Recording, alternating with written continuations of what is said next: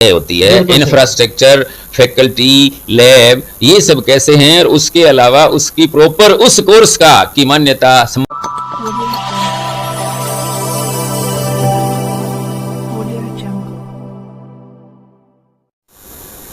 नौहर जगत के सभी दर्शकों को नमस्कार। तो साथियों, अभी कुछ दिन पहले ही राजस्थान माध्यमिक शिक्षा बोर्ड के 12वीं कक्षा के कला वर्ग, विज्ञान वर्ग और वाणिज्य वर्ग के जो रिजल्ट्स हैं वो आए हैं, परीक्षा परिणाम आए हैं। तो साथियों, परीक्षा परिणाम तो आ गए हैं, लेकिन अब उन विद्यार्थियों के सामने एक ऐसा द्वंद्व है, एक ऐसी स्थिति उत्पन्न होती है कि अब उन्हें आगे जाकर के कौन सा विषय चुनना चाहिए, कौन सा मार्ग चुनना चाहिए, जिस पथ पर चल करके बच्चे भविष्य में सफलता प्राप्त कर सके, अच्छा रोजगार प्राप्त कर सके। हाँ, तो साथियों, यहाँ एक बात उभर कर आती है कि जो बच्चे हाईएस्ट मेरिट के होते हैं, उच्च प्रतिशत प्राप्त करते हैं, उनकी तरफ सभी की नजरें होती है, लेकिन जो बच्चे कम अंक प्राप्त करते हैं, जो बच्चे मध्यम स्तर के होते हैं, उनकी तरफ उनको प्रोत्साहित करने वाले हम देखते हैं कि समाज में बहुत कम है। तो साथियों, आज हम इसी विषय को लेकर के बातचीत कर। हाँ, तो साथियों, आज हम मिलते हैं श्री तेज कुमार जी से। श्री तेज कुमार जी शर्मा डाइट जिला शिक्षक प्रशिक्षण विद्यालय के प्राचार्य व्याख्याता पद पर कार्यरत रहे हैं, और आप सेवानिवृत्त शिक्षा अधिकारी भी रहे हैं, और आप अपने विद्यालय स्तर पर बच्चों को आपने अंग्रेजी विषय के प्राध्यापक के रूप में अपनी सेवाएं दी है, और आप एक अच्छे काउंसलर, एक अच्छे मार्गदर्शक के रूप में नौहर क्षेत्र में जाने जाते हैं। तो साथियों, आज हम उन्हीं से ही बात करते हैं कि बालकों को किस प्रकार से कौन से विषय चुनने चाहिए, कैसे, और जिन विषयों के बलबूते पर वह समाज में अपना अस्तित्व स्थापित कर सके। तो मिलते हैं श्री तेज कुमार जी शर्मा से। नमस्कार जी। नमस्कार जगतपाल जी। सर, सबसे पहले तो आपका हमारे नौहर जगत चैनल पर हार्दिक अभिनंदन है, स्वागत है। धन्यवाद धन्यवाद। आज हम आपसे एक ऐसा विषय लेकर के आए हैं, उस पर बातचीत करना चाहते हैं कि हम देखते हैं कि समाज में अभी पीछे माध्यमिक शिक्षा बोर्ड के कक्षा 12 के जो परीक्षा परिणाम है वो आए हैं। तो उस परीक्षा परिणाम में जो बच्चे उच्च अंक प्राप्त करते हैं, उनकी तरफ तो समाज के सभी लोगों की दृष्टि होती है, अखबारों में फोटो छपती है सभी, लेकिन जो बच्चे मध्यम श्रेणी के होते हैं, कम अंक प्राप्त करते हैं, उनके बारे में आपका क्या विचार है? जगतपाल जी, सामान्य परिस्थिति में जो बच्चे एन एवरेज उपलब्धि वाले हैं जी, औसत अंक वाले हैं जी, उन्हीं की तरफ ज़्यादा ध्यान देने की आवश्यकता है। बिल्कुल। उन बच्चों को का मार्गदर्शन हम शिक्षा विभाग में मैं रहा हूँ, तो मैं स्वयं प्रार्थना सभाओं में करता रहा हूँ, और शिक्षा विभाग भी निदेशालय स्तर पर SCERT और स्कूल शिक्षा परिषद की ओर से भी पूरे साल के शिविरा कार्यक्रम में, शिविरा का जो पंचांग है उसमें एक नो बैग डे शनिवार को रहता है। उस दिन भी एक महीने में लगभग 4 या 5 शनिवार आते हैं। इसके अलावा विभिन्न प्रकार के निदेशालय के आदेशों की पालना में भी कैरियर गाइडेंस विद्यालयों में किया जाता है। विद्यालय में कैरियर शिक्षक की नियुक्तियां की जाती हैं जी, और उन नियुक्तियां होने के बाद में उन टीचर्स को, उन शिक्षकों को प्रशिक्षण भी दिया जाता है। बिल्कुल बिल्कुल। और कैरियर डे मनाया जाता है। कैरियर डे 12 जनवरी स्वामी विवेकानंद जी की जयंती पर प्रतिवर्ष मनाया जाता है। बिल्कुल। विद्यालयों में कैरियर कक्ष की स्थापना होती है जी सर। और कैरियर डे से के पहले एक सप्ताह में विभिन्न प्रकार की प्रतियोगिताएं आयोजित की जाती हैं।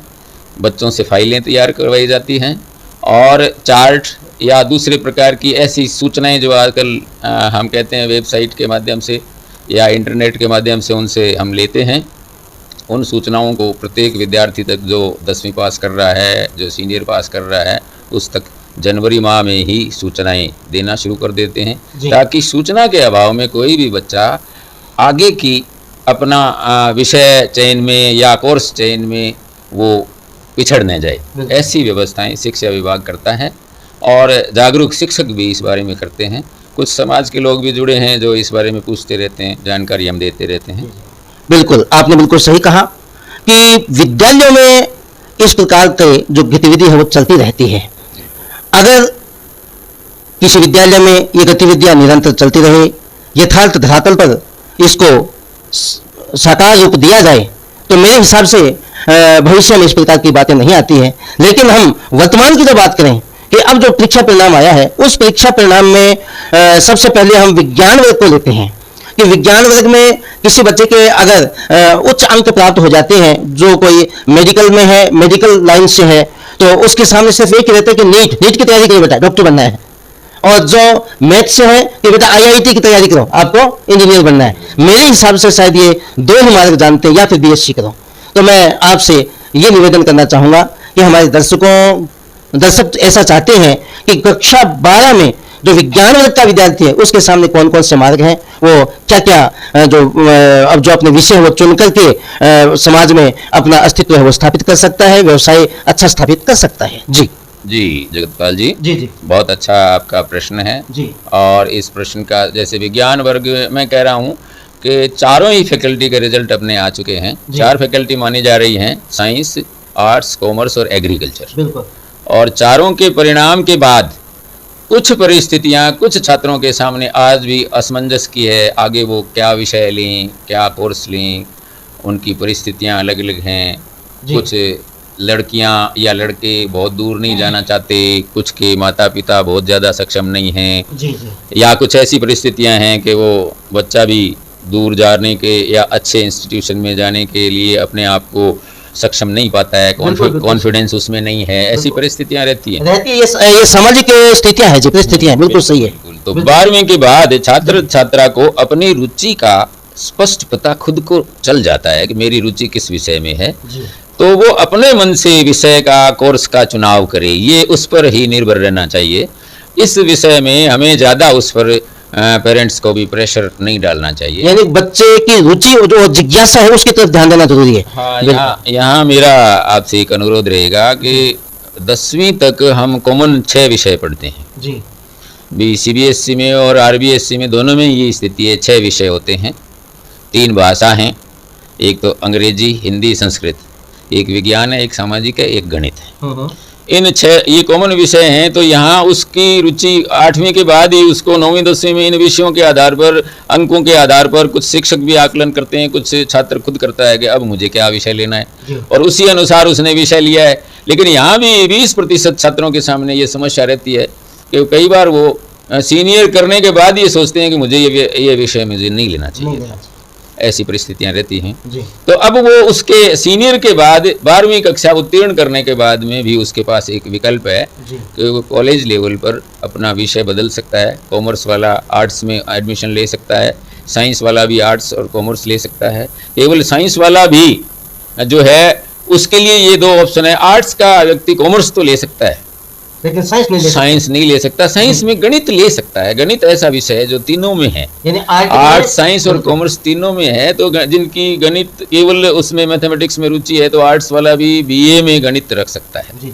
और ऐसे भी नियम हैं कि 2 विषय वो निरंतर पढ़ता हुआ एक विषय विद्यालय लेवल पर भी अलग से एडिशनल सब्जेक्ट के रूप में भी कर सकता है, और एक विषय स्वयं पाठ्य के रूप में भी वो रेगुलर के रूप में परीक्षा दे सकता है। एक विषय जो अगर स्कूल में 3 विषय हैं उनमें से 2 लेकर के तो वो बोर्ड की परीक्षा में बैठेगा, और एक विषय खुद लेकर के तैयारी करके भी वो 3 विषयों में अपना 12वीं की परीक्षा पास कर सकता है। तो अब रुचि की बात के बाद उसको पता चल गया कि मैं सीनियर भी उसने कर लिया, अब मेरी रुचि किन विषयों में है। अगर वो उसने जो 3 विषय लिए थे उसमें रुचि नहीं है तो वो कॉलेज लेवल पे अपना विषय बदल ली, ये उसके पास ऑप्शन है।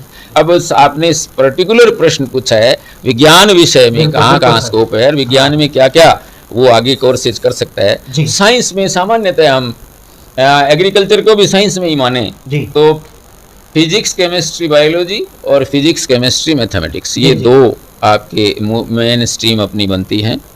और फिजिक्स केमिस्ट्री के साथ में बायोलॉजी के साथ वो बीएससी कर सकता है, बीएससी तो मैथ्स में भी कर सकता है, अच्छा, एक तो मार्ग है वो बीएससी कर सकता है। बीएससी, जी जी बी फार्मा, जी। बीटेक कर सकता है, बीएससी बायोटेक्नोलॉजी में कर सकता है और बीएससी माइक्रोबायोलॉजी में। ये सामान्य है, बात है जो बच्चे जानते भी हैं। जी जी। इनमें उसकी रुचि कैसे है, लेकिन इसमें वो मैथ का और बायो का ये कोई नहीं, ऐसा कुछ नहीं है। अच्छा। अगर कुछ कुछ जैसे इंजीनियरिंग में आपको मैथ्स होना चाहिए, जी जी। मैथ्स और इंग्लिश के पेपर भी, क्योंकि इंग्लिश में अगर आपके पास इंग्लिश नहीं है तो कई बार आगे दिक्कतें रहती हैं, तो सामान्य कंपलसरी इंग्लिश तो पढ़ते ही हैं, कोई दिक्कत नहीं है उसमें ज़्यादा।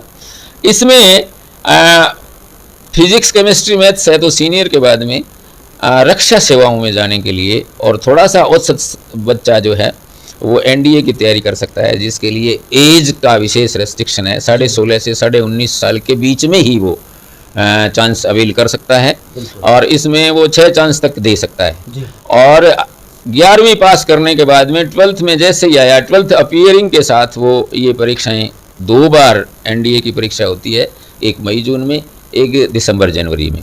और दोनों में ही अगर एक बार में वो नहीं सफल हुआ, दूसरी बार दे दे, तीसरी बार परीक्षा में अपीयर हो जाए और उसके बाद में अगर उसका चयन हो जाता है तो नेशनल डिफेंस एकेडमी खरगवासला पूना में है, वहाँ उसको साथ में ग्रेजुएशन भी कराया जाता है और उसके बाद में कमीशन ऑफिसर बनने का मौका उसको मिल यानी जाता कि है। 12वीं के बाद में जिसके पास मैथ है वो इसमें जा सकता है, बिल्कुल। बिल्कुल। एक तो ये है।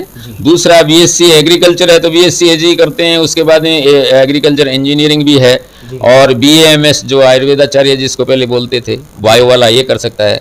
और बैचलर ऑफ वेटनरी साइंस में भी डिग्री है 4 साल की। बिल्कुल, पशु चिकित्सक और एमबीबीएस है ही, नीट की तैयारी करते ही बिल्कुल। हैं, आईआईटी कर ही रहे हैं, आपने जैसे बताई दिया, इसके लिए तो जाता ही है, हाँ, बिल्कुल। कोई बात ही नहीं है। ये बच्चे जानते भी हैं जी जी भी आईआईटी में भी अब मेंस एडवांस 2 एग्जाम होते हैं बिल्कुल। और इस मेरिट के आईआईटी की मेंस एडवांस की मेरिट के आधार पर भी एनआईटी और आईआईटीज मिलती हैं। अच्छे प्राइवेट कॉलेज भी इसी मेरिट से लेते यानी हैं कि बच्चों आगे को। उच्च शिक्षा में इसमें बढ़ सकते हैं। हाँ, इसमें बढ़ सकते हैं। और इसमें क्या है कि प्राइवेट कॉलेजेस जो है इस मेरिट के इस उनकी कहाँ जो रैंक है उसके आधार पर ही प्राइवेट कॉलेजेस भी इसी रैंक से लेते हैं। बिल्कुल।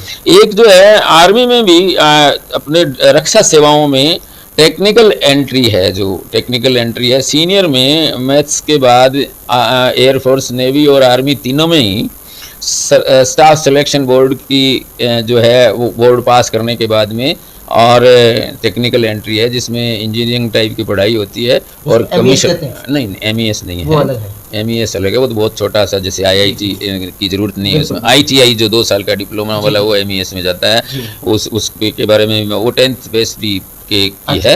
हाँ, सीनियर बेस की बात ही नहीं है वो। तो एसएसबी स्टाफ सिलेक्शन बोर्ड होता है, उसमें आर्मी, नेवी, एयरफोर्स में तीनों में टेक्निकल एंट्री है जिसमें इंग्लिश और मैथ्स आवश्यक होता है, रिटन टेस्ट होता है और इंटरव्यू है, उसके बाद में सीधा इंटरव्यू भी है। जी जी। उसमें बहुत से बच्चे जाते हैं। एक मर्चेंट नेवी है जिसमें साइंस वाले बच्चे अच्छा अपना भविष्य बना सकते हैं, मर्चेंट नेवी में है। मर्चेंट नेवी है वो, नौसेना तो अपनी जो है वो रक्षा सेवा है ही, रक्षा सेवा है। मर्चेंट नेवी अलग है, वो अलग है जिसमें भी आपके बीटेक वाले बच्चे भी जाते हैं और सीनियर के बाद में साइंस वाले, मैथ्स वाले बच्चे उसमें भी आगे की पढ़ाई करते हैं मर्चेंट नेवी में जाने। और 12th के बाद में बीएससी होम साइंस जो है वो लड़कियां सामान्यतः लेती हैं, होम साइंस ग्रुप लेती हैं। और BSc nursing, lab technician, home science आपने बताया है। हाँ, तो क्या लड़के भी ले सकते हैं इसको? हाँ, होम साइंस लड़के ले सकते, सामान्य तो लड़कियां लेती हैं इसको, बात ये है। नहीं, जैसे अब डिफेंस में, आर्मी में क्या है कि लड़कियों के लिए खोल दिया है जी। सैनिक स्कूल में भी 6ठी और 9वीं कक्षा में जैसे प्रवेश प्रक्रिया में 10% बच्चियों के लिए, छात्राओं के लिए खोल दिया है। जी जी। और डिफेंस में भी अब जो है बच्चियों को आर्मी, नेवी, एयरफोर्स तीनों में भी ले रहे हैं। तो बालिकाएं जा सकती हैं, बिल्कुल बिल्कुल। बाकी बीएससी बीएड 4 साल की डिग्री वाला इंटीग्रेटेड कोर्स है। और एक आपके बीएससी बीएड 4 साल का, हाँ, इंटीग्रेटेड जो है वो शिक्षक बनने के लिए, बीएससी बीएड, बीए बीएड 4 साल के इंटीग्रेटेड कोर्सेज जो है ना बीएड कॉलेजेस में यहाँ अपने राजस्थान में भी उपलब्ध हैं, अन्य जगहों पर भी हैं।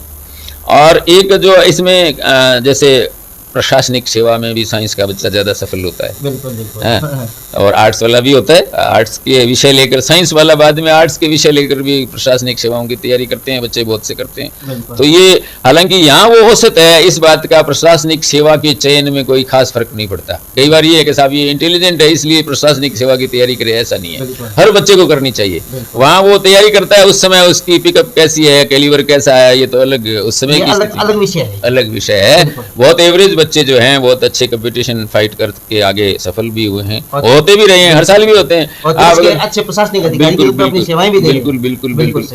एक ऑनर्स कोर्सेज हैं जो साइंस में भी है, आर्ट्स में भी है, और अच्छी यूनिवर्सिटी जैसे DU है आपकी, दिल्ली यूनिवर्सिटी है, तो ऑनर्स कोर्सेज में 3 साल की एक विषय में ही, जैसे इकोनॉमिक्स ऑनर्स है, मैथमेटिक्स ऑनर्स है, ज्योग्राफी में भी ऑनर्स एक उसी विषय की 3 वर्ष तक पढ़ाई होती है, एक विषय के ही विषय का चुनाव करके, और ऑनर्स कोर्स में विशेषज्ञता हासिल करता है। और उसके बाद में ऑनर्स कोर्सेज में पढ़ने का मतलब ये है कि वो उस विषय में कंपटीशन के लिए भी तैयार होता है, और आगे अगर वो कॉलेज में टीचिंग करना चाहते हैं तो ऑनर्स वाला जो है आगे PG करेगा, फिर नेट सेट करेगा, PhD करेगा, तो वो ज़्यादा उसमें फ़ायदा होता है।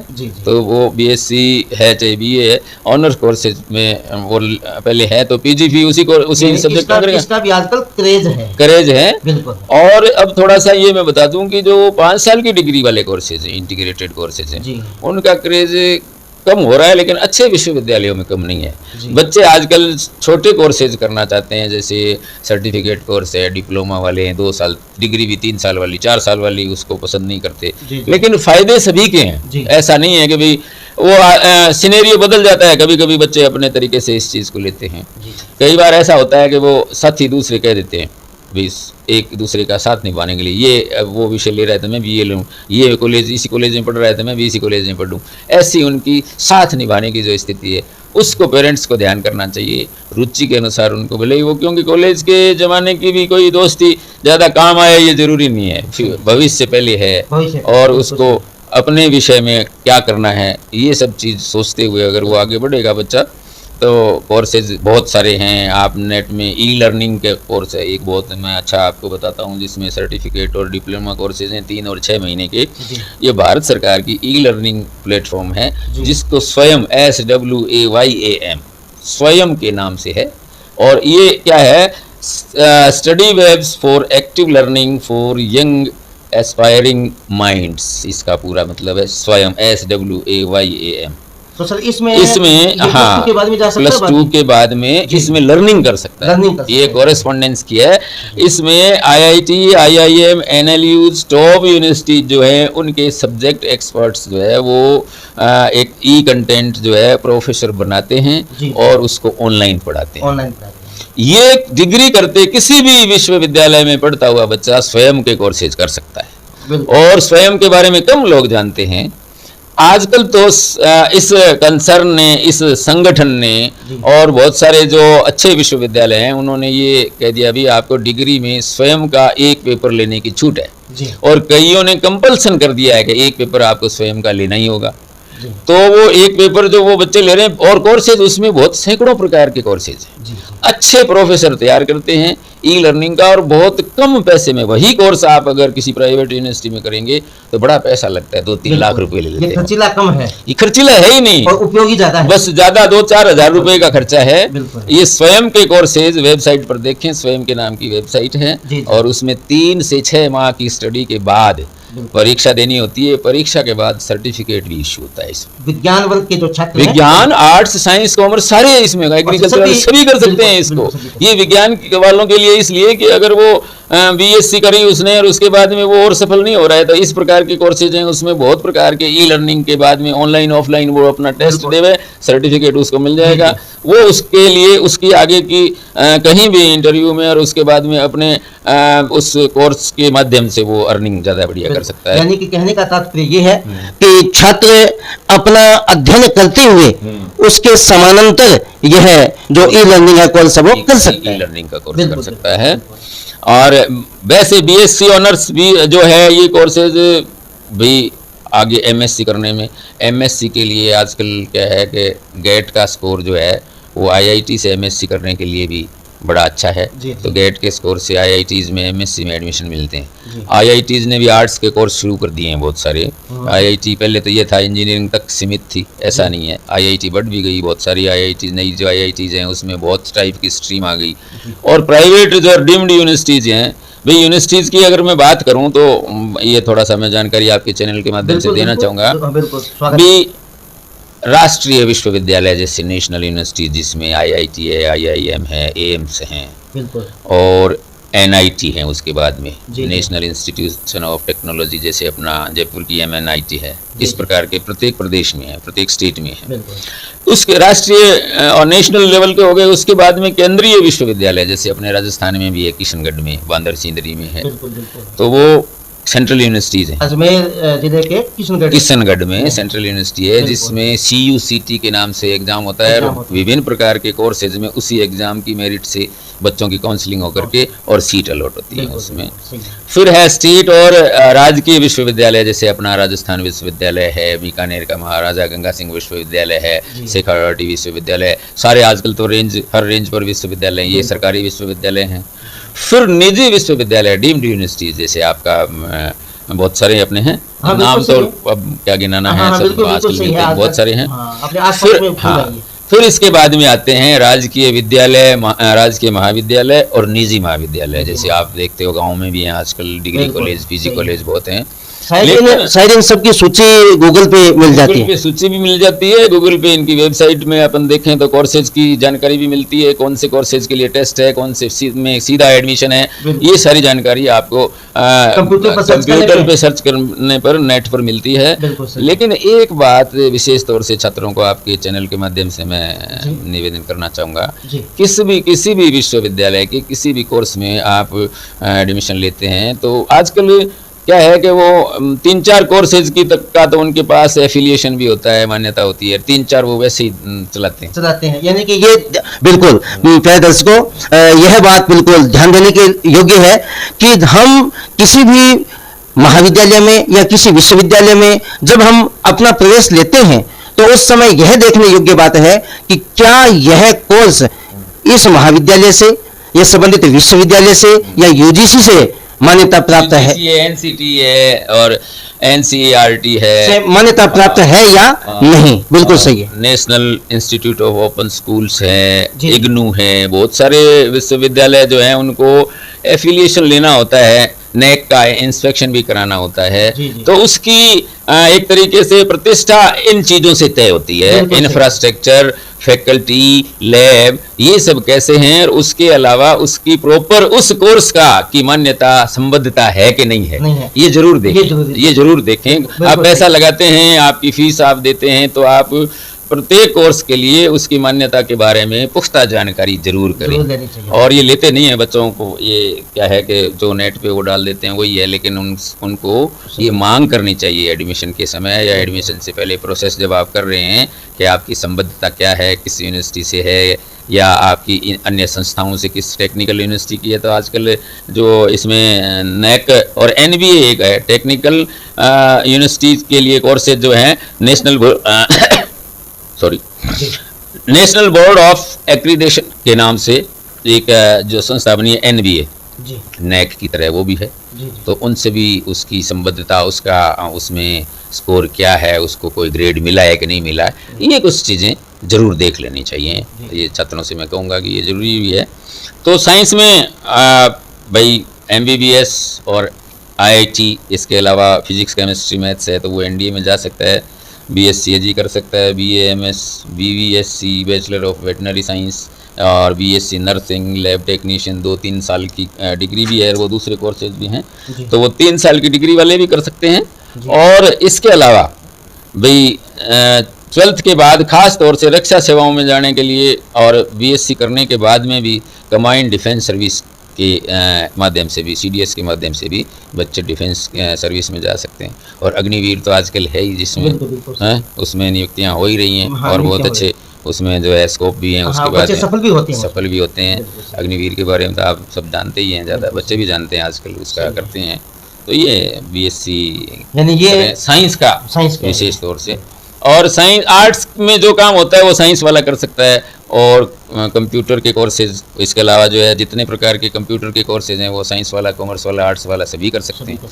तो इसके लिए अलग से, क्योंकि कंप्यूटर में आजकल अथाह समुद्र हो गया कंप्यूटर, और बहुत प्रकार के कोर्सेज, सर्टिफिकेट साइबर क्राइम के लिए भी हैं अपना, और आर्टिफिशियल इंटेलिजेंस है, इसके लिए भी अपन बच्चों को प्रोत्साहित करेंगे वो इस प्रकार के कोर्सेज करें। डिज़ाइनिंग के कोर्सेज हैं, और बी आर्किटेक्ट में बैचलर ऑफ आर्किटेक्चर इंजीनियरिंग है, और अच्छा डेयरी इंजीनियरिंग है उसमें है, और एग्रीकल्चरल इंजीनियरिंग तो है ही है, उसके लिए फुटवियर में भी है बहुत सारे आपके, पेट्रोलियम इंजीनियरिंग भी है, टेक्सटाइल है, पेट्रोलियम है। तो ये बहुत सारे ब्रांच इतनी है, स्ट्रीम इतनी है कि उनको याद रख पाना भी मुश्किल है। सूचीबद्ध, जिस बच्चे को जहाँ जाना है वही सर्च कर ले अपनी, ज़्यादा ठीक रहता है, क्योंकि नहीं तो फाइलों में तो कोई चीज़ रह जाती है, ज़्यादा ध्यान में आती नहीं। तो ये चीज़ें हैं जो साइंस के लिए बच्चे जा सकते हैं और अपना जो कैरियर है, अपना भविष्य वो निर्धारित। हाँ, तो साथियों, हमने विज्ञान वर्ग के विद्यार्थियों के लिए कुछ बातें सर जी से पूछी। आपने बहुत अच्छी तरीके से बताया कि किस तरीके से विज्ञान वर्ग के जो विद्यार्थी हैं अपना भविष्य निर्धारित कर सकते हैं। और वीडियो का जो अगला हिस्सा आएगा, अगला अंक आएगा, उसमें कला वर्ग के और वाणिज्य वर्ग के जो विद्यार्थी हैं वो कौन कौन से पाठ्यक्रम, कौन कौन से मार्ग अपना सकते हैं, दूसरी वीडियो में देंगे। तब तक के लिए मैं आपसे लेता हूं विदा। नमस्कार। नमस्कार जी। नमस्कार।